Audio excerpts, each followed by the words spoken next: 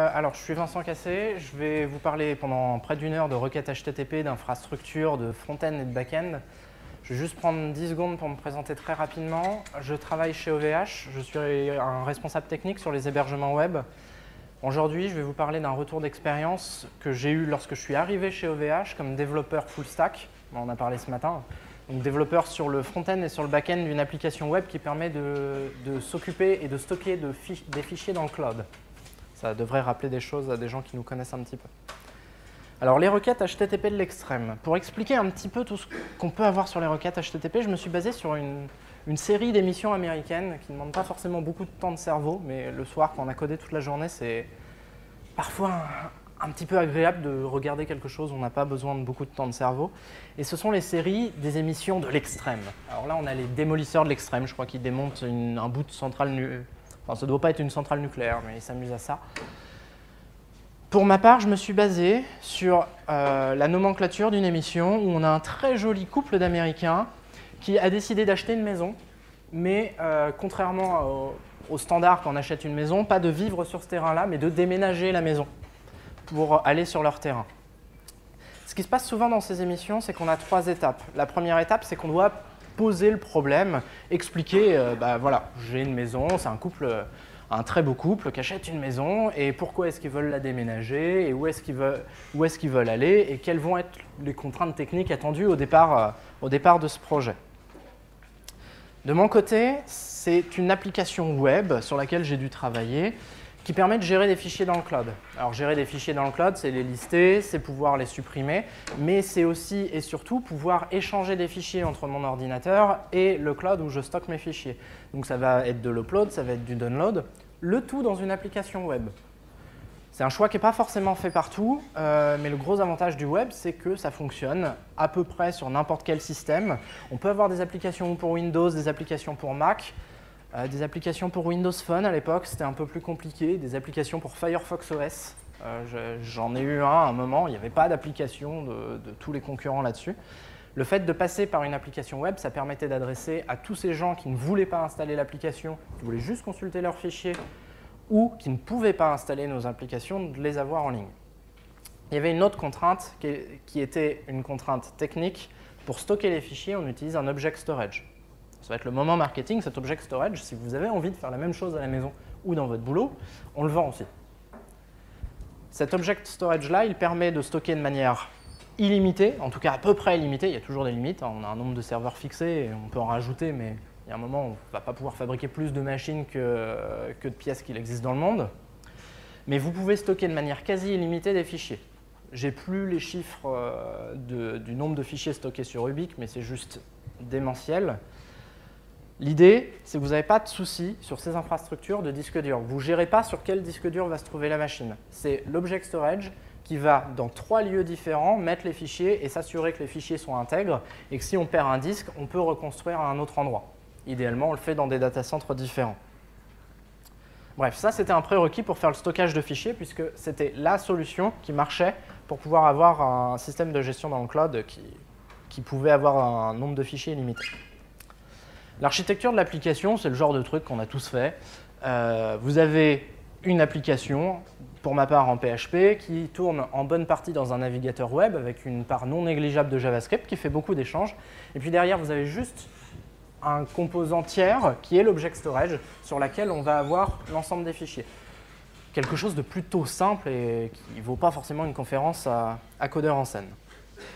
Alors, qu'est-ce qu'on va avoir comme problème pour arriver à avoir cette application qui fonctionne? Si on reprend l'émission les déménageurs de l'extrême, mais ça marche aussi pour les démolisseurs et tout ce que vous voulez de l'extrême, il y avait même la pâtisserie de l'extrême où ils construisaient des maisons dans du pudding. Vous voyez, je m'occupe de mes soirées. La deuxième étape dans ces émissions, c'est que de manière chronologique, on va voir tous les problèmes qu'ils rencontrent. Pourquoi de manière chronologique? Parce que votre maison, elle est déménagée qu'à la fin, donc on va le voir au fur et à mesure. Et on va juste voir qu'est-ce qui ne fonctionne pas. Alors, quel est le premier problème sur lequel j'ai pu tomber? Le premier, c'est comment on télécharge des fichiers. Alors, dans l'émission, c'est comment on soulève la maison. Le premier, c'est comment on télécharge des fichiers. Si vous ne l'avez jamais fait, réfléchissez un petit peu comment vous téléchargez des fichiers lorsque vous êtes sur Internet. Souvent, c'est un lien, et puis oui, ça ouvre une partie de Firefox, et puis vous avez votre téléchargement sur le côté. Qui a déjà codé un système où, en cliquant sur un bouton ou sur un lien, ça fait un fichier téléchargé, en dehors de juste mettre un PDF? Ok, bon, la slide suivante, vous n'allez pas apprendre grand-chose, mais ça ne fait pas tant de monde que ça. Il y a deux contraintes. La première, c'est quand vous appuyez sur un lien, ça vous change la page. Si vous êtes sur une application JavaScript, vous ne voulez pas sortir de votre page. Donc il faut trouver un moyen, et ce moyen il est relativement simple, c'est un moyen pour pouvoir faire le téléchargement du fichier. Ce moyen, c'est d'ouvrir une nouvelle page avec un target blank dans le href, et puis de s'assurer que cette page elle se referme après. L'autre point, c'est qu'au niveau du backend, il faut rajouter des headers HTTP pour que le navigateur il soit en capacité de comprendre quel est le fichier qu'il reçoit, mais surtout que c'est un fichier qu'il ne va pas interpréter lui. Si moi j'ai envie de récupérer une image JPEG, mon navigateur il va juste l'afficher, c'est une image JPEG, il sait ce que c'est. Si c'est une page HTML, c'est le principe du navigateur, il va afficher la page HTML. Donc il faut rajouter quelques headers et surtout le content disposition qui lui indique, oui c'est bien une pièce jointe, alors je ne sais pas pourquoi ils ont défini attachment, et le nom, c'est ce nom-là. Dans les blagues, le nom n'est pas forcément compris de la même manière en fonction des navigateurs, mais surtout en fonction des systèmes d'exploitation. Vous pouvez avoir des caractères, quand on tape dans le caractère chinois, le smiley, qui ne passe pas très bien dans les headers HTTP. Il faut lui indiquer la taille du fichier, sinon vous n'aurez jamais le temps estimé. C'est quelque chose de bête, mais comment est-ce que le navigateur il fait le temps estimé? Il prend la vitesse de téléchargement depuis le départ, il regarde la taille finale du fichier, et puis il va vous estimer un temps. Je ne sais pas si vous avez déjà eu le comportement du « ça tourne » puis vous ne savez pas en combien de temps ça va se télécharger. C'est parce que les développeurs n'ont juste pas mis la taille du fichier. Et puis il faut lui indiquer le type pour que le système d'exploitation fonctionne. Bon, jusque-là, rien de sensationnel. Alors d'habitude, côté serveur, qu'est-ce qu'on fait? On a le fichier en local ou on le récupère. Dans le cas de l'object storage, il faut d'abord que je récupère le fichier avant de le renvoyer. Si je fais juste « j'attends de récupérer le fichier et je le renvoie », on va vite avoir deux problèmes. Le premier, c'est que si j'ai 10 000 utilisateurs qui font ça en parallèle, mon disque dur il va être très rapidement plein. Alors je peux avoir plein de serveurs, hein, mais si j'ai 10 000 utilisateurs par serveur, il va être rapidement plein. Si j'ai 3 utilisateurs qui téléchargent des fichiers de 20 Go, il va être rapidement plein. Sans compter que vous risquez d'avoir des attaques de gens qui délibérément téléchargent des gros fichiers juste pour faire tomber votre infrastructure. Et un disque plein sur un serveur, c'est un serveur qui ne fonctionne pas. Le deuxième souci, c'est que vous allez avoir des timeouts. Des timeouts, pourquoi? Parce que si je reviens sur l'infrastructure, je vais d'abord, alors je récupère la requête, je vais d'abord aller récupérer l'objet, le fichier. Si c'est un fichier de 5 Go, ça va prendre un peu de temps, même si là c'est juste un lien entre deux data centers. Ça va prendre un petit peu de temps, et ce temps-là, je ne vais pas avoir de trafic ici. C'est une requête qui va être juste en attente. Sauf que là, c'est très simpliste. On a l'impression qu'il n'y a rien entre mon navigateur qui est dans mon ordinateur là et le serveur, comme s'ils étaient juste côte à côte. Mais en vrai, il y a un fournisseur d'accès à Internet, il y a des systèmes de load balancing pour avoir plein de serveurs, il y a peut-être que vous êtes en mobilité et qu'il y a des proxys transparents que vous ne voyez pas. Toutes ces choses-là vont aller regarder un peu ce qui se passe. Et une connexion longue où il n'y a pas de trafic, c'est un type d'attaque. C'est un type d'attaque parce que ces matériels-là, ils ont des limites aussi. Vous ne pouvez pas dépasser plusieurs millions de connexions simultanées sur un Linux. Sur des load balancers physiques, oui, mais vous avez quand même une limite à un moment. Et ces limites-là, vous allez les atteindre s'il y a plein de gens qui ouvrent des connexions et qui ne les ferment jamais. C'est ce qu'on appelle une attaque SYN. C'est très très connu et c'est très simple à contrer. On met un timeout, au bout de 5 secondes, s'il n'y a pas d'activité, on ferme. Sauf que si là, vous mettez plus de 5 secondes, ça va fermer. Alors on peut se dire, ok, on va créer de l'activité. Ouais, sauf qu'en face, vous avez votre navigateur qui attend juste votre flux binaire. Vous avez déjà envoyé les headers pour que le navigateur sache que ça va être un fichier. Et donc tout ce que vous allez envoyer, en fait, ça va être le fichier que vous avez téléchargé. Donc vous allez corrompre le fichier. Donc vous ne pouvez pas. Pour ça, l'application là, elle est en PHP, mais ce sont des problèmes d'architecture, hein, ça vaut dans d'autres langages, c'est juste que je ne connais pas les bonnes langues. Pour ça, le système de callback de curl en PHP, c'est votre ami. Pourquoi? Parce que le système callback de curl, il va s'exécuter à chaque fois qu'il y a un paquet qui arrive. Pas quand le fichier est téléchargé, à chaque fois qu'il y a un paquet. Donc vous allez télécharger votre fichier avec curl, et à chaque fois, vous allez exécuter un peu de code. En exécutant ce code-là, vous n'allez pas avoir de stockage local parce que vous allez renvoyer en direct les fichiers. Vous allez faire du streaming en fait. Juste, vous allez faire du streaming en PHP. Il y a un autre gros avantage en PHP, c'est qu'il y a une limite de temps d'exécution sur le PHP. Vous avez une limite de, en fonction de comment vous le configurez, 1, 5, 30 secondes. Le temps de curl, c'est du temps bas niveau de connexion, ce n'est pas décompté dans le PHP. Le seul temps, c'est le petit temps à chaque fois que vous avez un paquet. Ce qui fait que vous pouvez avoir un download qui dure des heures. C'est juste du transfert de fichiers, ce n'est pas le temps de PHP, ce ne sera pas coupé du côté de l'infrastructure. Alors en termes de code, pour ceux que ça intéresse, c'est relativement simple. Il faut définir une fonction de callback à curl. La fonction de callback, elle prend deux arguments, A et B. Le A, c'est la ressource, on n'en a pas vraiment besoin. Le B, c'est ce que ça a reçu. OK, j'ai récupéré un fichier, je veux juste le renvoyer. Bah, je fais un echo, sortie standard. Je fais un flush, c'est important. Le flush, en fait, c'est dire, OK, là, j'envoie. J'attends pas, il y a un buffer dans PHP avant d'envoyer.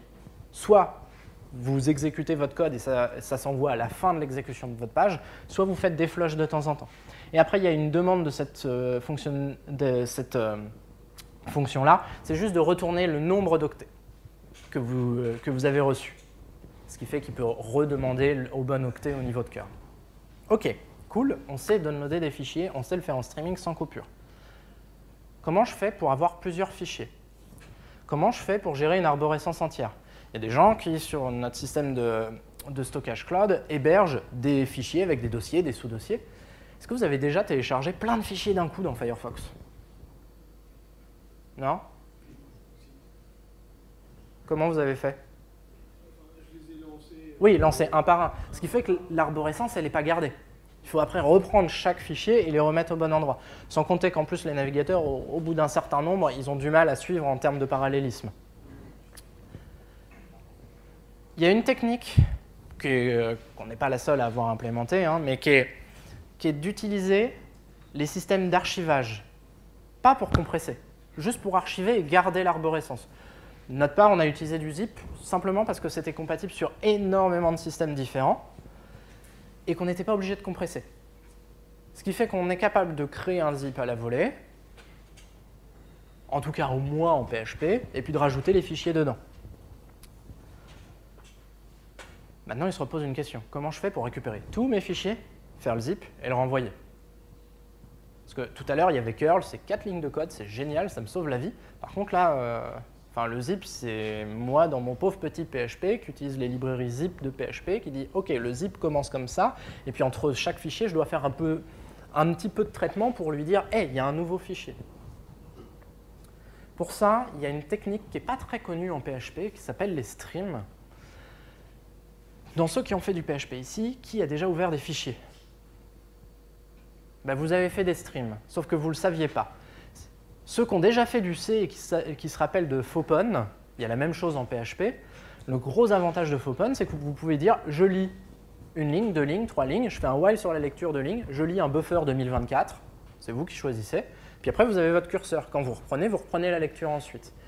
Fopon en PHP fait la même chose. Et en fait, le système de stream permet d'implémenter exactement la même chose. Ce qui fait que vous pouvez plugger votre système curl qui reçoit des choses, qui reçoit votre contenu à un stream et petit à petit, en fonction du niveau d'écriture de votre stream, dire « OK, j'ai fini un fichier, j'en commande un nouveau et le nouveau fichier il s'appelle toto.jpg dans tel dossier ». Pour ça, il y a un petit peu de documentation. Je mettrai les slides en ligne si vous voulez retrouver. Ce n'est pas forcément de la documentation très récente, mais il y a Pascal Martin qui avait fait des très très bons articles sur la gestion des streams. Pour un peu de code, la gestion des streams, en fait, il faut simplement définir à PHP quelle est la classe qui gère une stream. Il y a une interface à respecter. Donc ça, ce n'est pas la plus-value ici. Par contre, ce qui est intéressant, c'est qu'en fait, curl, on peut lui dire écrit dans un fichier. Et l'écriture dans un fichier, c'est du streaming. Sauf que là, le fichier, en réalité, c'est notre système de zip. Et notre système de zip, en réalité, il fait des échos. Ce qui fait qu'on est toujours en streaming. On va pouvoir télécharger pendant des heures et des heures, voire des jours. Généralement, la contrainte, elle est plutôt le fournisseur d'accès Internet qui coupe, sans avoir de soucis. À noter ici que si jamais entre deux, vous avez récupéré la liste de fichiers et qu'il y a un client via une autre application qui va supprimer un fichier, vous n'aurez pas de moyen de dire à votre utilisateur, sauf si vous sauvegardez l'info et que vous lui envoyez un mail ou que vous lui redites plus tard, mais dans ce flux-là, vous ne serez pas capable de lui dire « Hey, il manque ce fichier-là ». Donc il faudra réfléchir à est-ce que je lui envoie le zip avec le fichier en moins? Est-ce que je lui envoie pas le zip et j'arrête, même si le gars, ça fait 3 jours qu'il est en train de télécharger, et que j'arrête juste le flux et ça va faire un abort dans son Firefox et il va rager. Il y a des vraies questions à se poser autour de ça et il n'y a pas de solution universelle. Après, il y a une autre contrainte dont on s'est très très rapidement rendu compte, c'est qu'il y a plein de gens qui stockent plein de photos. Et quand on prend des photos avec son téléphone portable ou avec son appareil photo, souvent ils ont le même nom et puis il y a juste quelques digits qui changent. C'est cool, sauf que si je cherche une photo précise, je ne vais pas réussir à la trouver. Il faut des miniatures. C'est le genre de fonctionnalité que si vous n'avez pas sur un système de gestion de fichiers, bah, vous n'aurez pas d'utilisateur parce que ce n'est pas pratique. Alors notre premier réflexe, ça a été de se dire, OK, bah, on va envoyer des miniatures, et puis bah, c'est du PHP, donc on va utiliser ImageMagick ou GD, les deux gros noms de gestion d'images en PHP. Je ne vais pas expliquer toutes les péripéties qu'on a pu avoir, mais on a arrêté assez rapidement. Le premier point, c'est qu'il était très très lourd en CPU. Ce n'est pas le principe de PHP de faire de la gestion d'images. ImageMagick et GD sont plutôt bons là-dedans, sauf qu'on avait tellement de trafic que le CPU n'arrivait pas à suivre. On a trouvé des bugs un petit peu marrants dans ImageMagick, typiquement les compression bombs. Je ne sais pas si vous connaissez le protocole de JPEG, mais JPEG, l'idée, c'est qu'il essaye de réduire le plus possible la taille en regroupant les pixels qui ont à peu près la même couleur. C'est pour ça que si vous compressez trop en JPEG, ça fait des petits carrés d'une seule couleur. C'est qu'il l'a compressé tellement que ça fait des gros pixels. Bah, vous avez juste à créer une image qui fait la taille de la planète en disant que c'est juste noir. Donc ça fait un nombre de pixels assez important, par contre ça fait un fichier qui fait même pas 1 kg.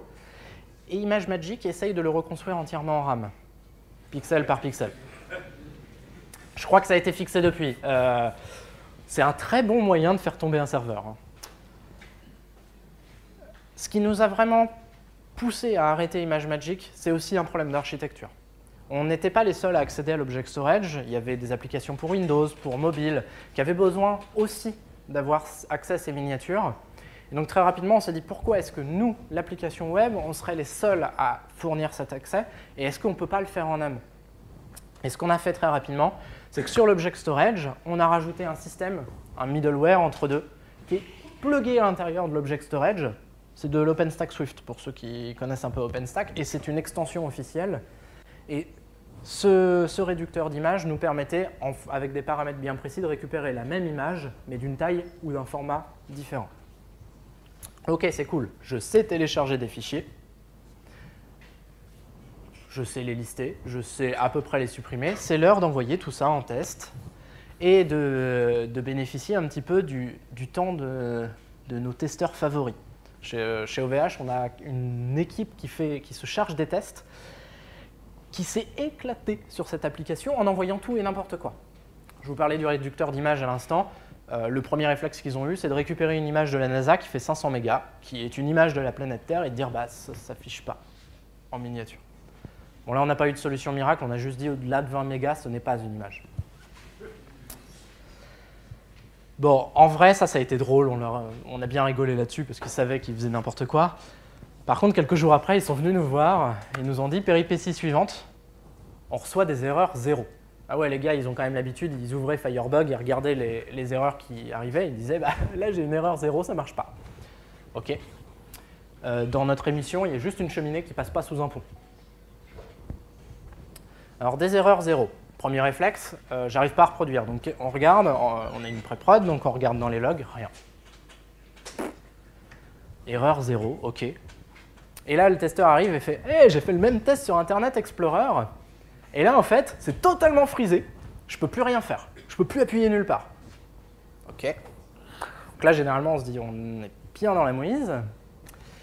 On lui demande de retester, puis on regarde les logs en temps réel. Et là au bout d'un certain temps, il lance sa requête, ça dure un certain temps, et d'un coup, il reçoit le 0, et nous, on voit 499. Et là, c'est cool. On a quelque chose, ça semble corréler. Par contre, les codes ne sont pas les mêmes.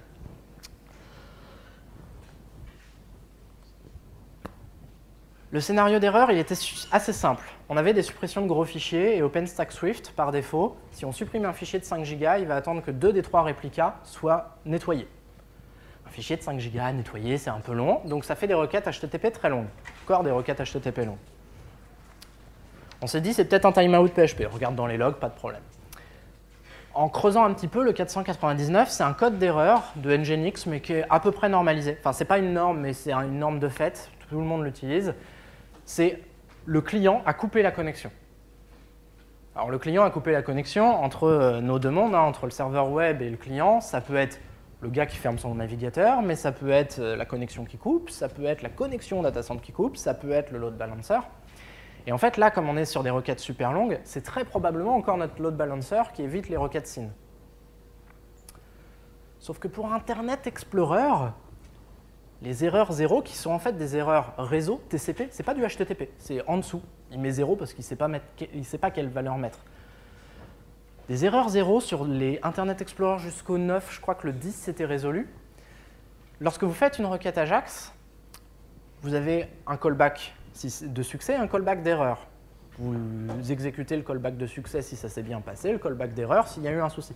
Eh bien, Internet Explorer, dans le cas des erreurs réseau, il n'exécute rien.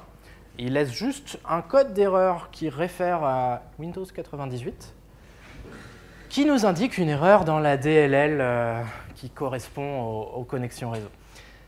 Bon, là, on ne pouvait rien. On a tenté de redévelopper Internet Explorer, mais ce n'était pas une solution valide. Bon, ça vient du load balancer. Là, il n'y a pas de solution miracle parce que, premier réflexe, développeur, vous allez voir le sysadmin et vous dites, bah, t'enlèves ton timeout. Si le sysadmin, c'est un junior, il va dire, oui, allez, je l'enlève. Et votre infra, elle tombe dans les 2 heures. Si ce n'est pas un sysadmin junior, il va vous dire très gentiment d'aller retourner à votre code. Et donc là, il n'y a juste pas d'autre moyen que de changer de système. Ce n'est pas possible d'avoir des requêtes longues, ça ne va pas fonctionner. Sauf qu'on ne peut pas changer l'object storage, on avait pour principe de ne pas garder trop d'informations et de ne pas rajouter trop de machinerie entre deux. Et on est tombé sur une fonctionnalité plutôt sympathique des object storage OpenStack Swift, c'est que vous pouvez programmer la suppression d'un objet. Vous pouvez dire cet objet-là, je le supprime à tel timestamp, ou je le supprime dans tant de secondes. Et le système derrière, il calcule le timestamp.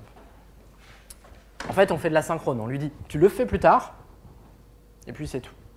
L'avantage de ça, c'est que c'est quasiment instantané. Vous avez juste à envoyer la requête, et puis bah, il vous dit « ouais, c'est bon, je vais le faire ». Et là, il n'y a rien que vous empêche dans le JavaScript de l'enlever. Si vous dites « et si je le programmais dans une seconde ?» Dans une seconde, le gars, il n'aura pas eu le temps d'avoir sa page, ça se supprime de JavaScript, mais en même temps, il est allé ouvrir son application, qui a mis à peu près 500 millisecondes à se connecter, et aller retourner sur le bon dossier. Ou au pire, on lui dira qu'il a été un peu trop rapide et on lui expliquera qu'il y a une petite seconde de délai. L'avantage, c'est que là, on n'avait plus d'erreur 0 sur ce type de cas. Cool, on renvoie ça au testeur. On renvoie ça au testeur et les mecs testent. Et les mecs nous disent, bah, c'est bien, t'as fixé sur les suppressions, mais j'ai encore des erreurs 0.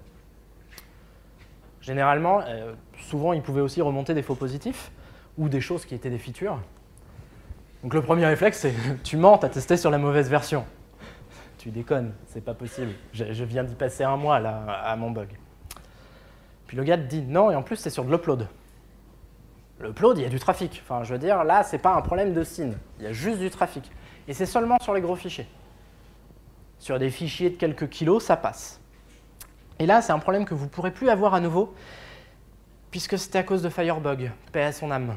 Firebug a été totalement remplacé pour ceux qui ne savent pas. En fait, c'était un analyseur de code pour ceux qui ne connaîtraient pas. Est-ce qu'il y en a qui n'ont pas connu Firebug? Ok, il y en a quand même un peu. C'était un analyseur de code pour débugger, pour voir un petit peu ce qui se passait dans Firefox et Chrome. Et comme il analysait le code, il analysait aussi toutes les requêtes qui passaient, sauf que bah, les gars se sont dit, au-delà de 100 mégas, les mecs, ils ne vont pas utiliser Firebug, quoi. On arrête. Au-delà de 100 mégas, on coupe le trafic. Firebug avait aussi un petit problème, c'est que quand on fermait la fenêtre, ça ne voulait pas forcément dire qu'on fermait Firebug. Et les gens qui ouvraient Firebug étaient plutôt les gens propices à nous faire des feedbacks et donc à nous dire que ça ne marchait pas. Ce qui fait que statistiquement, il y avait plein de gens qui testaient qui avaient ce problème-là. Il a fallu qu'on rajoute une fenêtre. Si vous avez Firebug d'ouvert, ça peut altérer vos uploads. Les gens se sont un peu fichus de nous, mais c'était le cas. Étape suivante de notre déménagement. Alors en plus, il y a de la super 3D dans ces émissions. Donc là, il soulève la maison avec un système de V1. Ça fait des nuages. Je vais en profiter pour parler d'upload. Parce qu'on a parlé de download depuis tout à l'heure, mais comment est-ce qu'on upload? Là, pour le coup, contrairement au download, normalement, c'est assez simple. On fait un formulaire, on fait un type file, ça permet à l'utilisateur de choisir son fichier, et hop, l'upload est parti. Ouais, mais on est dans une application JavaScript et on ne veut pas perdre la main. On ne veut pas que la personne recharge son fichier.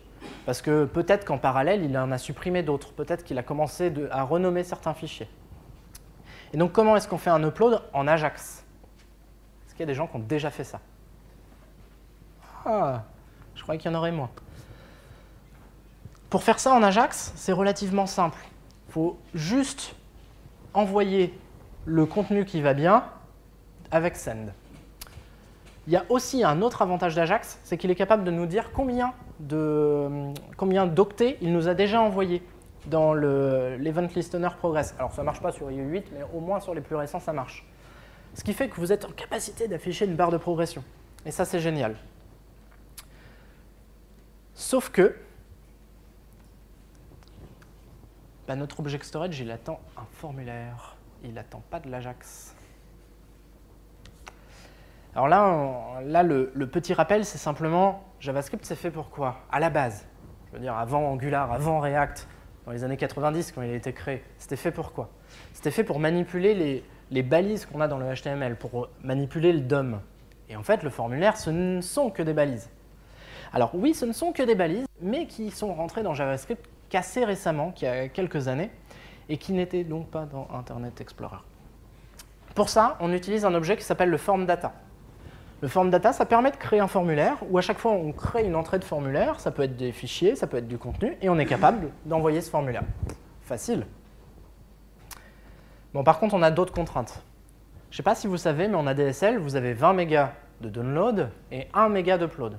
Et là, on parle de mégabits. Ça fait 128 kilo-octets secondes d'upload. Si vous voulez envoyer 1 méga, ça vous demande déjà, si vous avez la bonne ADSL à fond, ça vous demande déjà 8-9 secondes. Si vous voulez envoyer le dernier Game of Thrones en HD, ça va vous demander très longtemps. L'autre problème de l'ADSL, c'est qu'en fait, il est conçu pour TCP, la limite entre les 20 et 1 méga. Parce qu'en TCP, vous avez, de temps en temps, vous avez de l'acknowledge, c'est-à-dire que le client dit « Hey, j'ai bien reçu »,« Hey, j'ai bien reçu ». Tous les 20 paquets, il envoie un paquet « Hey, j'ai bien reçu ton paquet ». Ce qui veut dire que quand vous téléchargez à 20 mégas, vous avez 1 méga d'upload pris juste en acknowledge de TCP. Ce qui veut dire que si vous uploadez à 128 kilo-octets secondes, vous ne pouvez pas regarder la télé en parallèle sur votre Internet. Ce qui fait que les systèmes d'exploitation adaptent un petit peu et que vos uploads durent des heures, voire des jours. Et pour faire ça, lorsqu'on a plein de cas d'erreur qui peuvent arriver, on essaye de faire une infrastructure au plus simple possible. Et pour ça, et c'est pour ça qu'il y a besoin des formulaires, rajouter un système dans OpenStack Swift qui permet directement depuis le navigateur web d'uploader. Vous avez besoin de créer un token temporaire pour que l'Object Storage valide bien que vous êtes bien la personne qui doit uploader le fichier, mais ça permet de taper directement dans l'Object Storage et c'est quand même beaucoup plus rapide. Cool, on met ça en prod. Et ça casse. Ça casse, pourquoi? Parce qu'on n'a pas pensé que les navigateurs intègrent une règle qui s'appelle la Same Origin Policy, qui est très simple, qui est « je ne peux pas faire de requête Ajax en dehors du nom de domaine sur lequel je suis ». Mais le nom de domaine, ça peut être juste toto.ovh.com. Vous ne pourrez pas faire de requête Ajax sur ovh.com. Donc, je ne peux pas uploader sur mon Object Storage qui n'est pas sur mon site. Alors pour ça, il y a une solution qui est implémentée depuis quelques temps aussi, qui est quasiment exploitable dans tous les cas, qui s'appelle CORS, qui permet au navigateur de dire « mon flux il vient de ma web app » et le serveur, s'il est d'accord pour recevoir ce flux, il va juste renvoyer « j'accepte tout ce qui vient de cette origine-là » et votre navigateur va dire « ok, c'est bon, le serveur m'a dit que c'était trusté, je te valide et tu as accès aux données ». Ce qui fait qu'on peut faire de l'upload. Cool. Cool, mais là, il y a le chef de projet qui arrive. Le chef de projet, il vous dit je te rappelle l'objectif de l'application web, c'est d'être utilisable partout où il n'y a pas d'application. Par exemple, sur Windows XP. Mais je te parle des Windows XP qui sont dans la nature, là, les Windows XP, où on ne peut pas installer de Firefox ou de Chrome. Sans compter que depuis, Firefox et Chrome ne sont plus maintenus. Donc ça veut dire qu'il a fallu gérer Internet Explorer 8. Ah, déjà, c'est pas le 6. Déjà, quand ils m'ont dit 8. Bon, par contre, dans le 8, il n'y a pas de form data et il n'y a pas de cores. Bon, bah, dans le 8, on a trouvé un moyen où on crée une iframe sur le nom de domaine de l'object storage avec un code qu'on a créé au moment où on crée l'iframe, mais sur lequel on n'aura plus la main, puisque c'est la same origin policy, pour pouvoir faire rentrer la validation du formulaire. Le client clique sur le formulaire, ça upload, et à la toute fin, sur l'object storage, il y a un système qui permet de faire une redirection sur notre nom de domaine à nous, qui permet de savoir juste si ça a été un succès ou une erreur. Ce matin, il y avait Nicolas qui parlait d'adaptatif. Ça, c'est de l'adaptatif back-end. Ça marche sur Internet Explorer 8, mais on a limité un peu les features. Pendant qu'on est sur le bashing d'Internet Explorer, parce que c'est trop facile, Internet Explorer, si vous uploadez des fichiers JPEG, vous recevez des fichiers PJPEG. Pas juste l'extension. Non, il y a du contenu qui change. Pourquoi ? Alors pareil, on n'a pas recodé Internet Explorer. Bon, fonction qui manque, sélection multiple, non, vous n'avez pas, il faut uploader vos fichiers un par un. Bon, on avait des utilisateurs gentils qui nous disaient bah, « je voudrais bien sur Internet Explorer uploader mes 20 fichiers ». Bah, appelle Microsoft. Et puis vous avez Windows Phone 8. Windows Phone 7, Internet Explorer, ça marche bien, bouton d'upload, parfait. Et vous avez Windows Phone 8 qui sort. Il y a bien le bouton d'upload. Il n'y a juste pas de système de fichiers en fait sur Windows Phone 8, donc le bouton il fait rien.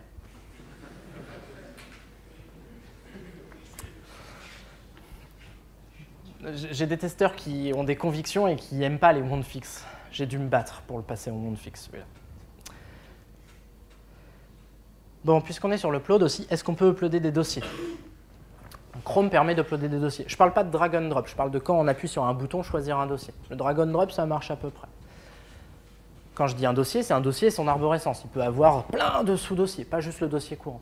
Chrome le peut, sauf que c'est déprécié. C'est une API que Chrome eux-mêmes disent ok, elle est asynchrone, mais elle n'est pas sans sas, ça fait du récursif, et si vous avez plein de sous-dossiers, vous allez faire des sorties de Stack Overflow. Ce qui fait que ça ne marche pas dans tous les cas. Firefox ne l'a pas implémenté pendant très longtemps. J'ai regardé hier, ça a changé à la version 50. Ça veut dire il y a à peu près 1 an et demi. Avant, ils ne l'avaient pas implémenté parce qu'ils avaient un problème philosophique sur l'UX du bouton. Si j'appuie sur Firefox, est-ce que quand je sélectionne un dossier et je fais ouvrir sur Windows, ça me sélectionne le dossier en entier ou ça m'ouvre le dossier et je peux aller sélectionner un fichier dedans? Sans déconner, c'est plus difficile qu'on a l'air d'y croire parce que ça cassait un comportement qui existait avant. Ils l'ont implémenté dans la version 50, mais ils disent on a implémenté la version de Chrome, l'utilisez pas en prod, c'est déprécié. J'avoue que je n'ai pas compris hier. Par contre, il y a tout un tas de réflexions qui viennent avec les Progressive Web Apps sur comment je peux accéder à mon système de fichiers. Comment mon application a le droit ou pas d'accéder au système de fichiers. Comment je peux faire de la synchronisation. Et ça passe par de la normalisation. Il n'y a rien encore de super stable sur le sujet. Mais si on doit y revenir dans les années qui viennent, on va pouvoir avancer enfin sur le sujet et sur de l'upload de dossiers. Bon, ça y est, mes testeurs valident. C'est bon, ça peut partir en production. J'ai plus d'erreur zéro, c'est génial. J'accepte de résoudre les bugs à 2 h du matin. Et là, ça tourne pendant plusieurs mois, sans souci. Puis à un moment, il y a 1, puis 2, puis 3 personnes qui râlent sur j'ai fait mon download, mais au bout de 72 heures, ça s'est vautré. J'ai un zip corrompu. Bon, alors la première fois, vous dites est-ce que vous avez coupé la connexion Internet? Est-ce qu'il y a une coupure de votre système de votre fournisseur d'accès? Puis on pense que c'est ça. Puis ça continue à arriver. Bon. Ok, je vais quand même aller voir les sysadmins, je vais leur demander s'ils ont vu quelque chose sur les serveurs. Bon, puis généralement, dev contre sysadmin, est-ce que vous avez pété les serveurs? Leur réponse, de manière très conviviale, non, on n'a pas pété les serveurs, mais on va quand même regarder si dans les logs, on a vu quelque chose. Rien, pas de reboot de machine, pas d'altération du monitoring, rien, pas d'alerte. Mais au fait, tu as vu mon mail de la semaine dernière sur la consommation de RAM? Oui, mais ça ne me parle pas, moi en dev je ne le reproduis pas. Parce qu'il faudrait quand même qu'on regarde, il y a de la RAM, ça swap, c'est un peu compliqué. Ouais, mais attends, là, c'est ton installation, c'est toi qui gères le système. Je te rappelle que je stream. Ça ne met pas en RAM, ça ne met pas en fichier. Regarde si PHP prend de la RAM. Non, PHP pas prend de RAM. Ne prend pas de RAM. Problème d'infra, c'est pas un problème de dev. Bon, on va quand même regarder. Là, il y a le chef de projet qui arrive et qui dit « Il faut regarder les gars, il faut le fixer ». On ne voit pas dans les logs. On ne sait pas le reproduire. Ça arrive. On a des clients qui l'ont, il y a même quelques clients qui ont réussi à nous le montrer, mais on ne sait pas reproduire. Il y a même des gens qui ont filmé pour montrer que ça arrivait. Sans déconner, les feedbacks des utilisateurs, c'est génial pour améliorer les applications. Vous faites la tête quand vous voyez que le gars il a filmé son bug, mais qu'est-ce que ça vous aide à débugger? Bon, celui-là, on l'a trouvé en passant 2 semaines à Noël, pendant que c'était calme, à triturer totalement une machine. Et on l'a trouvé dans la configuration de Nginx. Mais avant de rentrer dans la configuration, juste vous expliquer le scénario où ça arrive. Le scénario où ça arrive, c'est le gars au milieu de la campagne qui a 10 kilooctets secondes et qui télécharge un fichier qui fait pas forcément 5 gigas, qui fait 100 mégas. Qu'est-ce qui peut se produire? Mais en réalité, on avait une configuration dans Nginx qui faisait passer notre site statique, qui était un peu commercial, qui expliquait comment s'inscrire, qui donnait toutes les informations sur le port 80 et qui redirigeait sur un port interne à la machine, sur le port 81, pour toute la partie back-end PHP. Et puis la partie back-end PHP fait tourner du PHP FPM et tourne sur l'object storage. Jusque-là, rien de sensationnel. Je fais du streaming, ce que je reçois, ça passe et ça repart. Sauf que Nginx fait du buffering sur le proxy et la valeur par défaut, c'est « je fais du buffering ». Le buffering, c'est quoi? C'est si j'ai une différence entre la vitesse d'exécution là et la vitesse où je l'envoie, je le garde un peu en buffer, ce qui fait que c'est le proxy qui le renvoie et il n'y a pas les processus là qui traînent. C'est plutôt une bonne intention. Ouais, mais dans mes 4 fichiers, je fais 10 kilos. Là, j'ai quelques mégas. Je vais commencer à bufferiser mes fichiers. Ok, cool. Je vais avoir 10 000 clients qui font pareil en simultané, donc je vais remplir ma RAM. Je vais remplir ma RAM, je vais remplir mon swap. Il y a un moment, Nginx est plutôt bien codé, ça ne tombe pas. Ça veut dire juste que là, il arrête le flux. Il dit, bah, mon buffer est plein, arrête de m'envoyer des choses. Ce qui fait que ça arrête au niveau du curl, et il n'y a plus de trafic ici. Mais là, il y a quand même des load balancers. Donc dans le cas où il y a eu énormément de buffering pour un client, les clients très très lents, il y avait énormément de buffering, donc il y avait beaucoup de temps pour vider le buffer ici, eh bien ça coupait.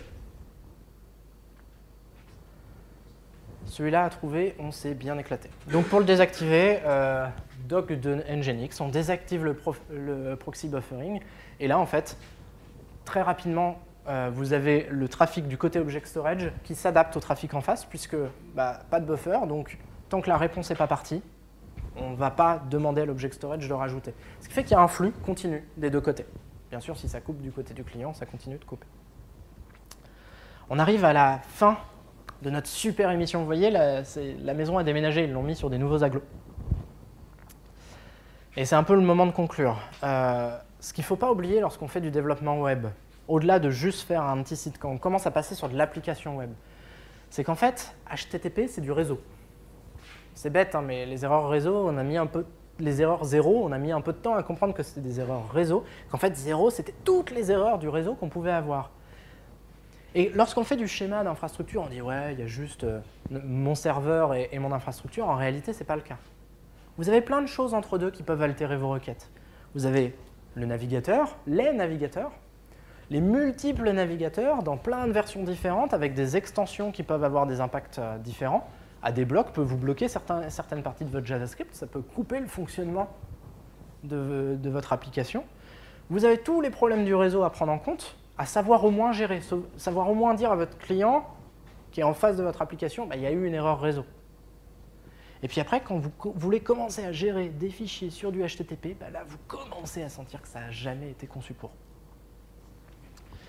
Et je ne vous ai pas parlé de toute la partie où il faut scaler l'infrastructure et avoir plein de machines en simultané pour tenir la charge. Ça tombe bien, j'ai bientôt fini. J'en profite, si vous aimez ce type de défi, c'est mon moment promotion, on recrute énormément chez OVH, on va recruter plus de 1000 personnes sur 2018. Donc si vous avez envie au moins de savoir un petit peu de quoi il s'agit, n'hésitez pas à venir m'en parler après. je suis prêt à discuter avec vous autant que vous voulez. Je vous remercie de votre attention et est-ce que vous avez des questions ?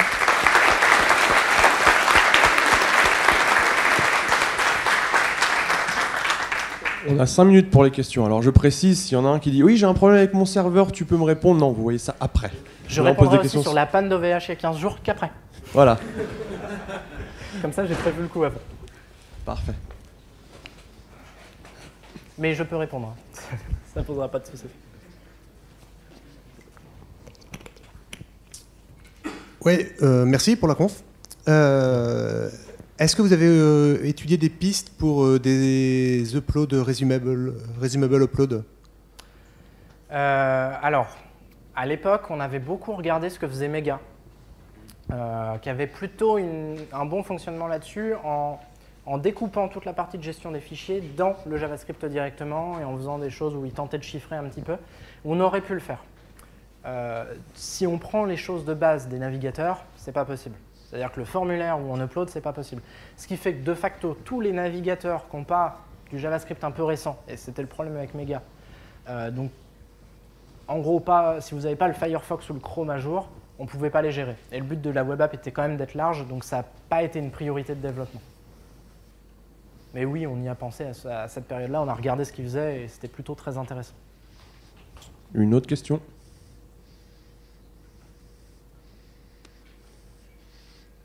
J'ai été si clair que ça. Carrément. Bon, merci. Merci beaucoup.